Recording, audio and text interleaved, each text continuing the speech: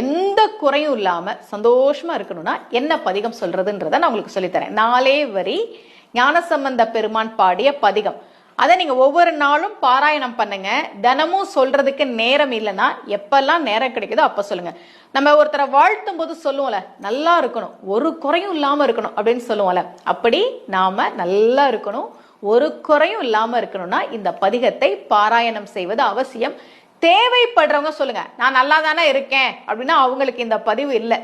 யாரு கஷ்டப்பட்டுட்டு இருக்கிறாங்களோ, வாழ்க்கையில நிறைய குறை இருக்கே, எப்ப இதெல்லாம் சரியாகும் அப்படின்னு மனசுல சஞ்சலத்தோட இருக்கிறாங்களோ அவங்களுக்கான பதிவு தான் இந்த பதிவு. அந்த பதிகத்தை நான் சொல்றேன்.